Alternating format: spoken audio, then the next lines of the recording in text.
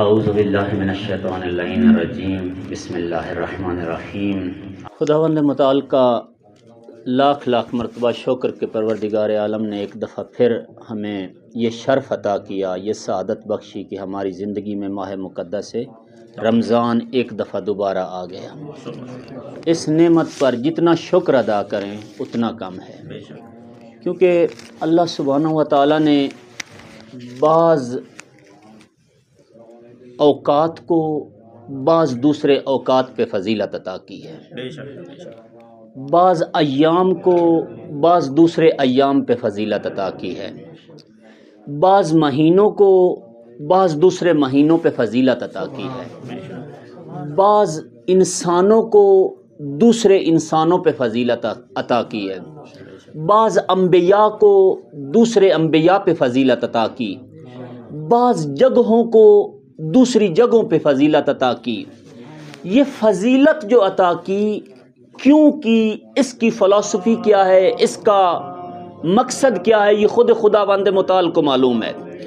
ہم کو جو پتہ ہے وہ یہ پتہ ہے کہ کعبہ بھی ایک زمین ہے، ایک جگہ ہے، اور دیگر زمینیں بھی زمین ہیں، لیکن کعبہ کا مقام اتنا بلند ہے کہ وہاں پہ جانے کے بعد، اس جگہ کا حج کرنے کے بعد جو واپس آ جاتا ہے، فرمان معصوم ہے، مولا فرماتے ہیں کہ ایسے ہی ہے جیسے آج شکم مادر سے باہر آیا ہو، آج شکم مادر سے باہر آیا ہو، اس کے پلے کوئی گناہ نہیں باقی رہ گیا۔ ایک جگہ ہے جس جگہ سے ہو کر واپس آنے کا ثواب اتنا ہے، زندگی بھر کے سارے گناہ جو ہے وہ آپ کے ہمارے معاف ہو جاتے ہیں۔ اسی طرح کربلا ایک جگہ ہے، مولا فرماتے ہیں کہ جو شخص کربلا کی زیارت کر لے فلا مولع، لہذا کربلا ایک زمین ہے، ایک جگہ ہے جس کا مقام اتنا بلند ہے۔ ایام، ہفتے کے سارے دن اللہ کے دن ہیں، لیکن روز جمعہ کو سید الایام قرار دیا گیا ہے، تمام دنوں کا سید و سردار قرار دیا گیا ہے، لہذا روز جمعہ کا جو ہے ثواب اپنا۔ اوقات اتنے اہم ہیں انسان کی زندگی میں کہ جن میں بعض اوقات کو دوسرے اوقات پہ اللہ نے فضیلت عطا کی۔ روایت میں ہے کہ جب جناب یعقوب علیہ السلام کے یہ جہنمی بیٹے جنہوں نے ایک نبی کو قتل کرنے کے لیے کنویں میں ڈالا، دوسرے نبی کو 20 سال تک خون کے آنسو رلایا جناب یعقوب علیہ السلام کو کہ ان کی آنکھوں کی بینائی چلی گئی، یقیناً یہ بیٹے جہنمی تھے۔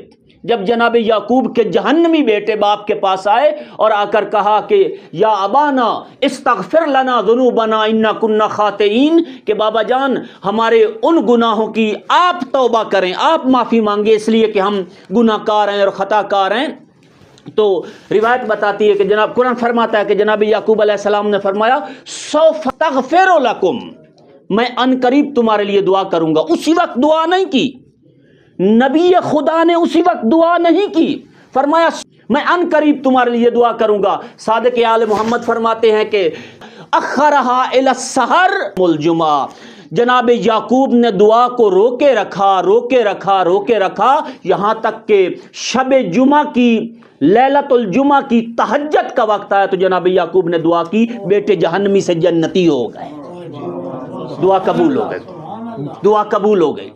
اوقات کو اوقات پہ فضیلت ہے، ایام کو ایام پہ فضیلت ہے، دنوں کو دنوں پہ فضیلت ہے، انسانوں کو انسانوں پہ فضیلت ہے۔ انبیاء سارے معصوم ہیں، ہم اس بات کے معتقد ہیں کہ لا نفرق بین احد من رسلہ، ہم رسولوں میں تفریق نہیں کرتے، سارے ایک خدا کی طرف سے تھے، لیکن جناب مصطفیٰ کو تمام نبیوں پہ فضیلت ہے، سید المرسلین ہے، شفیع المذنبین ہے، بعثہ رحمت للعالمین ہے، موجب تخلیق کائنات، لہذا نبیوں کو نبیوں پہ فضیلت ہے۔ تو ماہ مبارک رمضان کو دوسرے مہینوں پہ فضیلت ہے۔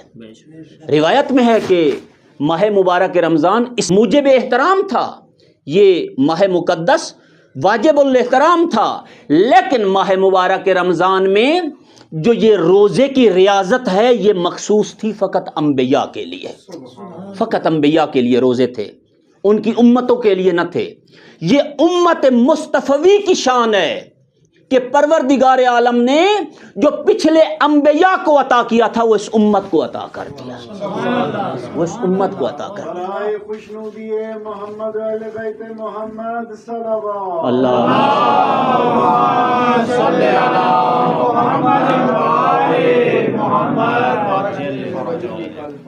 کیا فرق ہے اس مہینے میں اور عام مہینوں میں؟ فرق یہ ہے، عام مہینوں میں سانس لینا تسبیح نہیں، اس مہینے میں سانس لینا تسبیح ہے۔ پیغمبر فرماتے ہیں کہ آپ کا سو جانا عبادت ہے، آپ کا سانس لینا تسبیح ہے۔ کس مہینے میں یہ فضیلت اللہ نے انسان کو عطا کی ہے کہ آدمی چل رہا ہے پھر رہا ہے لیکن تسبیح پڑھ رہا ہے، سو رہا ہے لیکن عبادت شمار ہو رہی ہے۔ ماضی میں دیگر مہینوں میں جتنی دیر انسان عبادت الہی میں ہوتا ہے اتنی دیر اس کی عبادت کنسیڈر ہوتی ہے، شمار ہوتی ہے، لیکن اس مہینے کی برکت اتنی ہے کہ ہم سو جائیں پھر بھی عبادت ہو رہی ہے۔ فرمایا ایک آیت قرآن مجید کی ایک آیت پڑھنے کا ثواب اتنا ہے کہ جیسے ختم قرآن کیا ہو، ختم قرآن کیا ہو۔ مثلا ہم نے پڑھا بسم اللہ الرحمن الرحیم، معصوم فرماتے ہیں ایک ختم قرآن ہو گیا۔ الحمدللہ رب العالمین، دوسرا ختم قرآن ہو گیا۔ الرحمن الرحیم، تیسرا ختم قرآن۔ 7 آیتیں ہیں سورہ مبارکہ فاتحہ کی، فرمایا جو ایک دفعہ سورہ فاتحہ پڑھتا ہے 7 قرآن ختم کر لیتا ہے۔ سبحان اللہ۔ 7 مثلا چھوٹا سا سورہ ہے سورہ کوثر، انا اعطیناک الکوثر، ایک ختم قرآن۔ فصلی لربک وانحر، دوسرا ختم قرآن۔ ان شانئک ھو الابتر، تیسرا ختم قرآن۔ میں نہیں کہہ رہا، معصوم فرما رہے ہیں، معصوم فرما رہے ہیں۔ القاریہ، ایک ختم قرآن۔ مل قاریہ، دوسرا ختم قرآن۔ وما ادراک مل قاریہ، تیسرا ختم قرآن۔ ختم قرآن، ایک ایک آیت کے بدلے قرآن مجید کے ختم کا ثواب ہے۔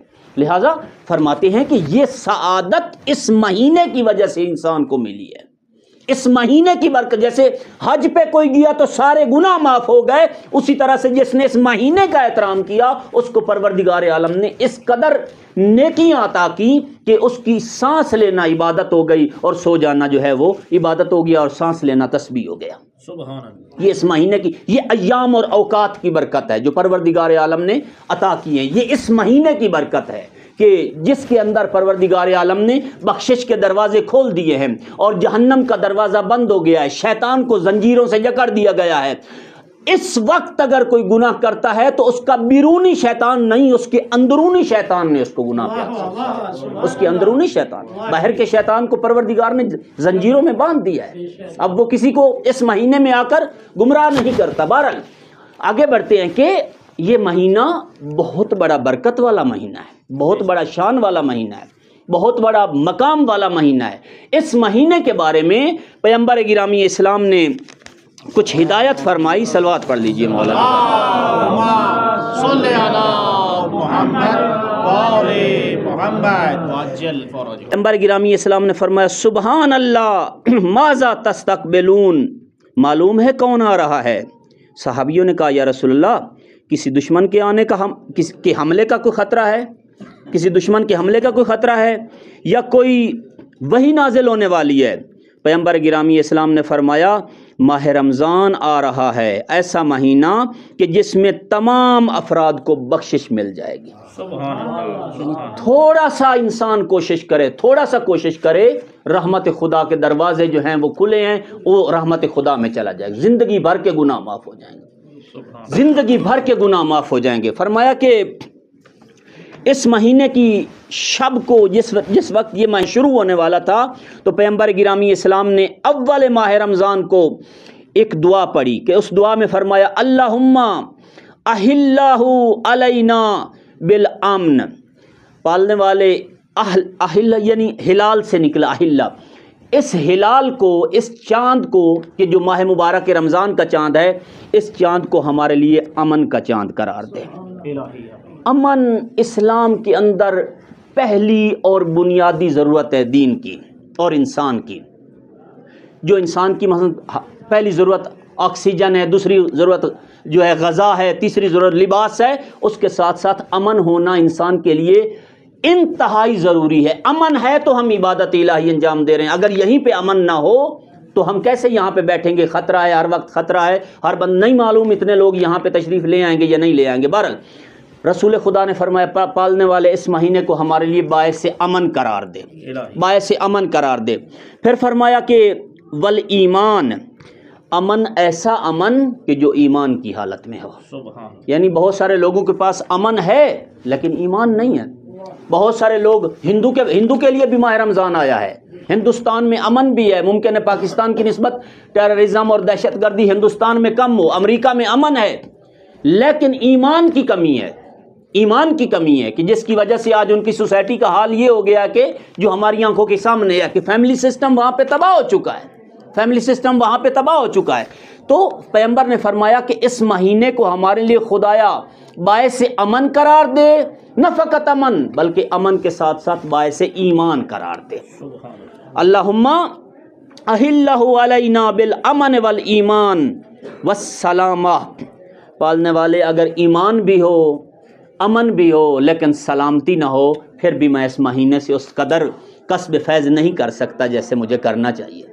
مجھے سلامتی عطا فرما، ہم سب کو سلامتی عطا، سلامت ہوں گے تو اٹھ کے نماز پڑھ سکیں گے، سلامت ہوں گے تو روزہ رکھ سکیں گے، سلامت ہوں گے تو دیگر عبادات الہی انجام دے سکیں گے۔ لہذا سلامتی بہت بڑی نعمت ہے۔ فرمایا پالنے والے ہمیں سلامتی عطا کے ساتھ ماہ رمضان کا استقبال کرنے کی توفیق عطا فرمایا۔ فرمایا والاسلام، اور اسلام کی حالت میں، ہمیں مسلمان کی حالت میں، مسلمان عموماً ہم مسلمان کی اپنے آپ کے لیے لفظ مسلمان استفادہ کرتے ہیں لیکن اس کے ترجمے کی طرف متوجہ نہیں ہوتے، یعنی وہ جس کا وجود کائنات کی ہر شے کے لیے سلامتی ہو، جس کے وجود سے ایک چیونٹی کو بھی کوئی خطرہ نہ ہو، جس کے وجود سے اس درخت کے پتے کو بھی کوئی خطرہ نہ ہو، جو پتا توڑتے ہوئے یہ 100 دفعہ سوچے کہ میرے اللہ نے جس کی یہ مخلوق ہے میں بھی اسی کی مخلوق ہوں، اس اللہ نے مجھے فرمایا ہے والنجم والشجر یسجدان، درخت اور یہ پتے اللہ کی تسبیح اور عبادت کر رہے ہیں، میں ایک عابد کو اس کی شاخ سے کیسے جدا کر سکتا ہوں؟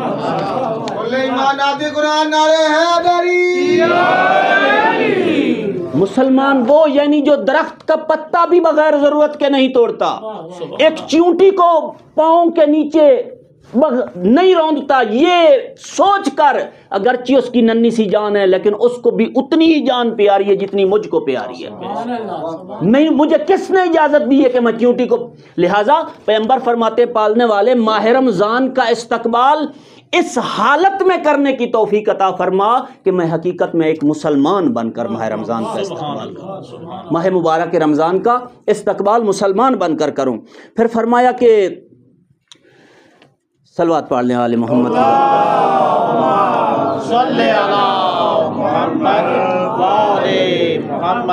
پھر فرمایا والعافیہ، عافیت کی حالت میں، عافیت یعنی امن قرار دے، عافیہ اس مہینے کو عافیت کی حالت میں ماہ رمضان کا والرزق الواسع، اور رزق کی تنگی بھی نہ دے۔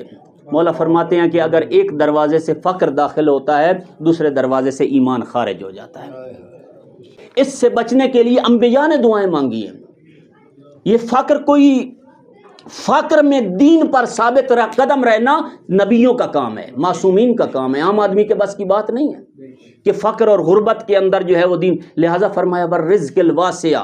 اچھا رزق فقط پیسہ نہیں ہے، فقط دولت نہیں ہے، فرماتے ہیں کہ یہ صحت سب سے بڑا رزق ہے، علم اس سے اچھا رزق ہے، یہ سب رزق ہے، یہ سب رزق ہے، یہ جو عبادت ہے یہ رزق ہے، یہ جو نماز پڑھی ہے یہ رزق ہے، یہ جو روزہ رکھا ہے یہ رزق ہے۔ فرمایا بالرزق الواسع، پالنے والے ماہ رمضان کا استقبال ایسے حالت میں کروں کہ میرے پاس رزق واسع ہو۔ وتلاوت القرآن، فرمایا کہ پالنے والے مجھے ماہ رمضان کا استقبال اس حالت میں کرنے کی توفیق عطا فرما کہ میں اہل قرآن ہو جاؤں۔ میں نے عرض کیا کہ ماہ رمضان کی فضیلتوں میں ایک فضیلت یہ ہے کہ یہ انبیاء الہی کے ساتھ مخصوص تھا۔ پچھلی امتوں میں جتنی بھی چاروں کتابیں، حتیٰ کہ جناب ابراہیم کے مصحف بھی ماہ رمضان میں نازل ہوئے، مصحف ابراہیم ماہ رمضان کی پہلی تاریخ کو نازل ہوا، زبور ماہ رمضان کو نازل ہوئی، تورات ماہ رمضان میں نازل ہوئی، انجیل ماہ رمضان میں نازل ہوئی، قرآن ماہ مقدس ماہ مبارک رمضان میں نازل ہوا، کتابیں اس مہینے میں نازل ہوئی، 4 کتابیں اور 5ویں مصحف جناب ابراہیم علیہ السلام۔ تو یہ سارے ماہ رمضان فرمایا کہ اس مہینے میں تلاوت قرآن کی توفیق عطا فرما، والعون علی الصلاۃ والقیام، پالنے والے ہماری مدد فرما کہ ہم اس مہینے میں نمازوں اور قیام اور صیام کے لیے جو ہے اپنے آپ کو تیار کر لیں، ہم مضبوط بن جائیں۔ پالنے والے اون یعنی مدد کرنا، پالنے والے ہماری مدد فرما کہ ہم اس مہینے میں صیام اور صلاۃ اور قیام کے لیے جو ہے اپنے آپ کو تیار کر سکے۔ لہٰذا ماہ مقدس رمضان کے بارے میں پیغمبر گرامی اسلام نے یہ دعا فرمائی اور فرمایا کہ ہمیں اس حالت میں ماہ رمضان کا استقبال کرنا چاہیے۔ ماہ رمضان کے حوالے سے جب ماہ مقدس رمضان آتا ہے لوگوں کے 4 طرح کے رویے ہوتے ہیں۔ پہلا طبقہ جو ماہ رمضان کے ساتھ ملاقات کرتا ہے وہ ہے کہ جو ماہ رمضان پہ راضی ہو جاتا ہے، اس کے آنے پہ خوش ہو جاتا ہے۔ ائمہ طاہرین ماہ رمضان کے آنے پہ خوش ہو جاتے تھے، جب یہ جاتا تھا تو غمگین ہو جاتے تھے۔ اس کا استقبال خوش ہو کے کرتے تھے، خشوع و خضوع کے ساتھ کرتے تھے، لیکن جب ماہ مبارک رمضان جاتا تھا تو غمگین ہو جاتے تھے، اس لیے کہ وہ جانتے تھے کہ یہ مہینہ اس کے اندر ایک رات ہے جو 1000 مہینوں سے افضل ہے۔ وہ جانتے تھے کہ یہ مقام، یہ مہینہ کس قدر مقدس ہے۔ یاد رکھیں مومنین، یہ جو عالم، جس عالم میں اس وقت ہم بیٹھے ہیں، یہ عالم بھی فار ایور نہیں ہے، عالم گزر ہے۔ ہم پیچھے کئی عالم گزار کے آئے ہیں۔ ایک وقت ہم عالم آب و گل میں تھے کہ جب ہماری مٹی علیحدہ تھی، پانی علیحدہ تھا۔ اس دنیا میں آنے سے پہلے ہم عالم رحم مادر میں تھے، لیکن عالم رحم مادر میں ہم اس قدر خوش تھے کہ ادھر آنا ہم پسند نہیں کرتے تھے۔ یہی وجہ ہے کہ جیسے ہمیں ادھر سے ادھر لایا گیا ہم رو پڑے تھے۔ بچہ جب پیدا ہوتا ہے تو کیا ہوتا ہے؟ رو پڑتا ہے۔ اس کے رونے سے یہ پتہ چلتا ہے کہ یہ زندہ ہے۔ ہم نہیں آنا چاہ رہے تھے، زبردستی ادھر لایا گیا۔ لیکن یہ عالم بھی فار ایور نہیں ہے۔ اس عالم سے گزر کر ابھی ہم نے عالم برزخ میں جانا ہے، پھر عالم محشر میں جانا ہے، پھر عالم حساب و کتاب میں جانا ہے۔ پھر سے گزر کر جو جہنمی ہوں گے وہی جہنم میں جائیں گے، جو جنتی ہوں گے وہ جنت میں جائیں گے۔ قرآن فرماتا ہے جب یہ جنت اور جہنم کا فیصلہ ہو جائے گا، ہم فیہا خالدون، اس کے بعد کوئی عالم نہیں، یہ فار ایور ہے، یہ فار ایور۔ لہٰذا یہ گزرگاہ ہے۔ مولا امیر کائنات نہج البلاغہ میں فرماتے ہیں کہ ایک طرف آپ کو معلوم ہے کہ دنیا کی مولا توبیخ کر رہے ہیں۔ مولا فرما رہے ہیں کہ یا دنیا یا دنیا یا دنیا قد طلقتک ثلاثا لا رجعۃ فیہا، کہ میں نے تجھے 3 طلاقیں دی کہ جن کے بعد رجوع کی گنجائش ہی نہیں۔ وہیں پہ علی علیہ السلام فرماتے ہیں ایھا الناس، یہ عالم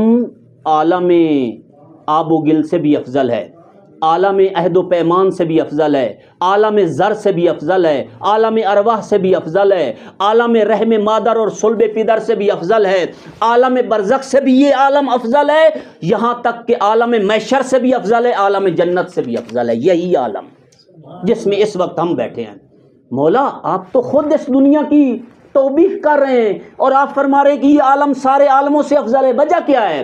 مولا فرماتے ہیں اس لیے کہ جو کوئی جس مقام پہ پہنچا ہے یہاں پہ رہ کے پہنچا ہے، یعنی جو فیسلٹی اور فرصت ہمارے پاس اس عالم میں ہے وہ جنت میں نہیں ہوگی۔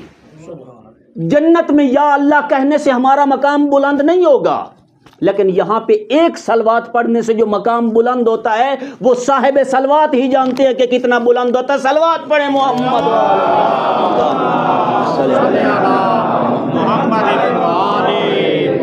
اس عالم میں رہ کر کوئی جہاں تک پہنچا ہے وہ اس عالم میں رہ کر پہنچا ہے۔ میں دست بستہ گزارش کروں گا، ہم یہاں پہ نہیں آئے ہیں کہ 2 کو 4 کریں، 4 کو 8 کریں، 8 کو 16 کریں، 16 کو 32 کریں۔ ساری زندگی دنیا داری اور دنیا کی جمع تفریق کے پیچھے۔ میں نے ابھی عرض کیا کہ غربت اور فقر بہت بڑی مشکل ہے، لیکن اس لیے نہیں آئے کہ یہاں پہ 2 کو 4 اور 4 کو 8 کرنے آئے ہیں۔ ہم آئے ہیں اس اگلے عالم کی تیاری کرنے کے لیے، ہم آئے ہیں اپنے آپ کو بلندی پہ پہنچانے کے لیے، اس مقام تک پہنچنے کے لیے کہ جہاں سے آواز آئے یا ایتھا النفس المطمئنہ ارجعی الی ربک راضیۃ مرضیہ، اے میرے مطمئن بندے میں نے تجھے آزما لیا، اب واپس آ جا، جدھر سے تو آیا تھا ادھر واپس آ جا، واپس آ جا۔ اس مقام تک پہنچنے کے لیے دنیا میں ہمیں بھیجا گیا ہے۔ کہ ہم اس مقام تک پہنچیں کہ جس مقام پہ پہنچنے کے بعد خدا اپنے بندے پہ فخر کرے کہ ملائکہ تم روک رہے تھے کہ میں اس کو خلق نہ کروں. لہٰذا اس مہینے کا رتبہ، اس مہینے کی جو شان ہے وہ اس قدر زیادہ ہے کہ یہی وہ ایام ہیں جو ہمیں اس مقام تک پہنچا سکتے ہیں جس مقام تک پہنچنے کے لیے ہم خلق ہوئے ہیں. بعض جوان ہم سے پوچھتے ہیں، ہمارے اساتذہ سے بھی پوچھتے تھے، ہم سے بھی پوچھتے ہیں کہ جی اس مہینے کا سب سے بہترین ورد کیا ہے، کون کون سے اعمال کیے جائیں کہ ہم اس مہینے میں وہ مقام والا حاصل کر سکیں کہ جو پروردگار عالم کی نظر میں مطلوب اور مقصود ہے انسان کے لیے. تو ہمارے استاد یہ فرماتے، میں استاد کا نسخہ آپ کی خدمت میں عرض کر کے آپ کی زحمتوں کو تمام کروں، 30 منٹ تقریباً پورے ہو گئے. استاد یہ فرمایا کرتے تھے کہ لوگ ہم سے پوچھتے ہیں کیا کریں، ہم انہیں کہتے ہیں کہ آپ یہ نہ پوچھیں کہ کیا کریں، آپ یہ پوچھیں کہ ماہ رمضان میں کیا نہ کریں. ماہ رمضان میں کیا نہ کریں، کیا کریں؟ فقط واجبات ادا کر لیں. ہم نہیں کہتے کہ آپ آئیں مسجد میں بیٹھ جائیں، یہاں تو آپ کا سانس جو چل رہا ہے یہ بھی تسبیح شمار ہو، آپ کا سو جانا بھی عبادت ہے. آپ یعنی دائماً عبادت کی حالت میں ہیں، جس حالت میں ہم ہیں عبادت ہو رہی ہے، دائماً عبادت کی حالت. اگر کوئی اس حالت میں قرآن پڑھتا ہے تو نور و نلا نور و نلا نور، یہ تو نور و نلا نور ہے کہ کوئی ویسے اس کی سانس بھی تسبیح اور ساتھ ساتھ وہ اور بھی ذکر کر رہا ہے. لیکن استاد فرمایا کرتے تھے کہ ہم آپ کو یہ کہتے ہیں کہ آپ یہ پوچھیں کہ کیا نہ کریں. اس ماہ رمضان میں کسی کی غیبت نہ کریں، کسی پہ تہمت نہ لگائیں، کسی کے ساتھ بے جا ظلم نہ کریں، کسی کا مال نہ کھائیں، ماہ رمضان کے احترام کے خلاف کوئی حرکت نہ کریں، کوئی ایسا کام کہ جو ماہ مقدس رمضان کی شان کے خلاف ہو. اس عزیز اور شریف مہمان کی موجودگی میں کوئی ایسا کام نہ کریں کہ جو اس کے احترام میں کمی کا سبب بنتا ہو. لہذا استاد فرمایا کرتے تھے ہم آپ کو نصیحت اور آپ سے درخواست یہ کرتے ہیں کہ آپ اس مہینے میں ہم سے یہ پوچھیں کہ کیا نہ کریں جو پورا سال ہمارے الیاذ باللہ استغفر اللہ کبھی زبان پہ جھوٹ آ جایا کرتا تھا، ماہ رمضان میں اب نہ آئے. اگر پورا سال کبھی نماز ہم سے کسی بھی وجہ سے رہ جاتی تھی، ماہ رمضان میں قضا نہ ہو جائے. کسی بھی وجہ سے ہم سے غیبت ہو جاتی تھی، غیبت وہ گناہ ہے کہ جس کے بارے میں فرمایا گیا ہے کہ جتنی آپ کی نیکیاں ہوتی ہیں یہ چلی جاتی ہیں اس دشمن کے نامہ اعمال میں جس کی غیبت کر رہے ہیں، جتنے اس کے گناہ ہیں وہ آپ کے کھاتے میں آ جاتے ہیں کہ جس سے نفرت ہے اس کو آپ نے اپنی نیکیاں دے دی ہیں غیبت کر کے. لہٰذا غیبت نہ کریں. تو میں انہی الفاظ کے ساتھ آپ کی زحمتوں کو تمام کروں گا. دعا گو ہوں کہ پروردگار عالم ہمیں اس مہینے کا صحیح معنی میں احترام کرنے کی توفیق عطا فرمائے، اور پالنے والے جو اس مہینے میں اپنے اولیاء کو عطا فرمایا ہے ہم سب کو عطا فرما. پالنے والے اس مہینے کا اسی طرح احترام کرنے کی توفیق دے جیسے تیرے نبی نے ہم کو تاکید فرمائی ہے. محمد و آل محمد کی عزت و عظمت کا واسطہ دنیا و آخرت میں عزت و عظمت عطا فرما. بیماروں کو شفا یابی عطا فرما، بے روزگاروں کو برسر روزگار فرما، بے اولادوں کو نیک اولاد عطا فرما.